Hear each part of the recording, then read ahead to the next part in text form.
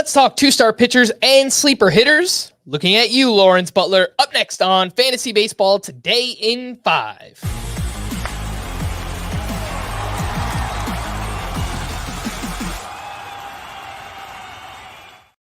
Welcome into FBT in 5 on Friday, August 30th. I am Frank Stampfl, joined by Scott White, and let's preview Week 24, beginning with two-start pitchers. What do you think about Garrett Cole, who is at the Rangers and at the Cubs? I think you should start him. I know he hasn't been steady or quite like Garrett Cole, but I think he's been good enough that with 2 starts, he's still pretty much automatic. What about Joe Musgrove, home against the Tigers and Giants? He's been great, and those matchups are pretty good. Yeah, I think you start him. Jared Jones, his first start back was not very good. He's at the Cubs and home against the Nationals. I know, so I kind of just hate that this happens to be a week where he lines up for 2 starts because I'd rather see him get his legs under him before putting him out there in my lineup. But you only get 2 start weeks from pitchers on your roster so often, and I think you have to take advantage of it unless you're really just dead set on preserving ratios in a categories league. Michael Wacha is home for the Guardians and the Twins. A little bit of a misstep in his last start, but he's been so reliable before then, including against strong lineups. So I wouldn't shy away from Michael Wacha even with tougher matchups here. Simeon Woods Richardson is at Tampa Bay and at Kansas City. I'm going to say no to that one. Kyle Harrison is home against the D-backs and at the Padres. Definitely going to say no to that one. Luis Severino home against the Red Sox and the Reds. Absolutely going to say no to that one. And I think I know the answer, but Eduardo Rodriguez home against the Dodgers and the Astros. No. All right, let's talk two-star pitchers that you actually do like to add and stream for next week.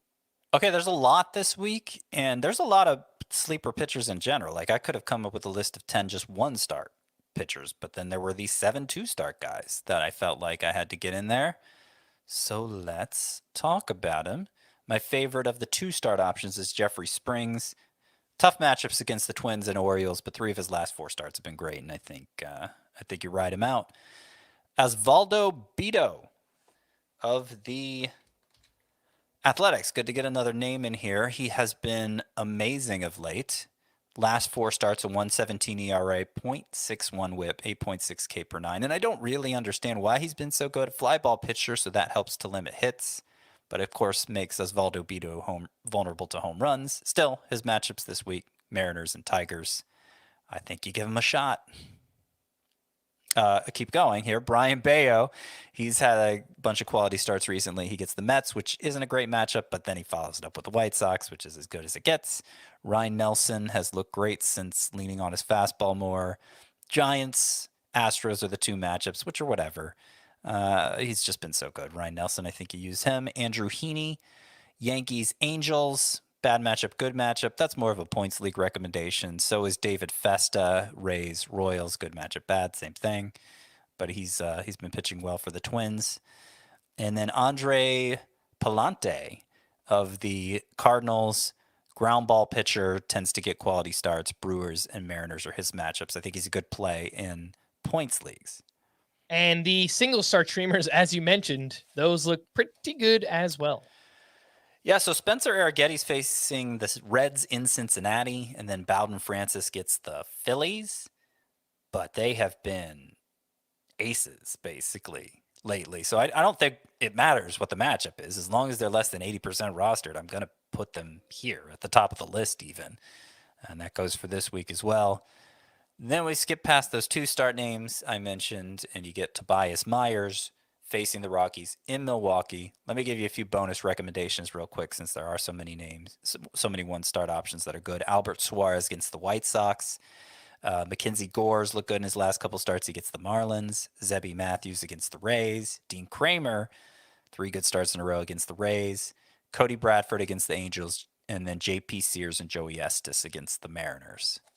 Let's slide over to the hitters and the best matchups for next week. Red Sox, Pirates, Mariners, Padres, and Dodgers. The worst hitter matchups, Blue Jays, Cardinals, A's, Giants, and Guardians. With that said, Scott, who are your sleeper hitters for next week? So normally I lean on matchups and splits to platoon splits to determine my sleeper hitters for the week. In the years doing this, that seems to work out best, but weren't a lot of great choices with that criteria this week. So I'm mostly leaning on just hot hand plays, and there happens to be a lot who are widely available, beginning with Lawrence Butler, who, of course, just had the 3-homer game. And since July 1st, 313 batting average, 17 home runs, 8 steals, and only a 19% K rate for a guy with tremendous exit velocities. I think Lawrence Butler is breaking out. I don't see how you sit him, even with the Athletics having the 3rd worst matchups.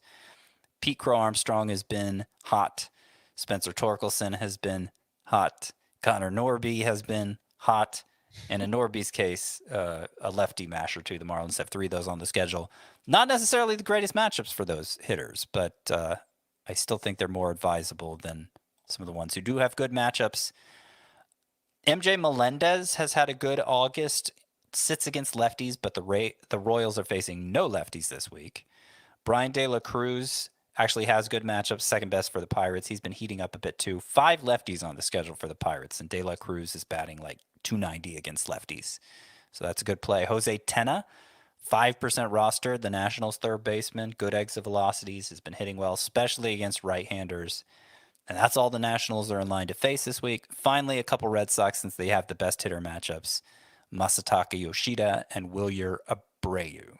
Oh, one more to mention here, Victor Robles, with the Mariners having the 3rd best matchups and only 1 lefty on the schedule. All right. For more extensive fantasy baseball coverage, listen to the Fantasy Baseball Today podcast on Spotify, Apple Podcasts, the Odyssey app, or anywhere else podcasts are found. Thanks for listening to Fantasy Baseball Today in 5, and we will be back again tomorrow. Bye-bye.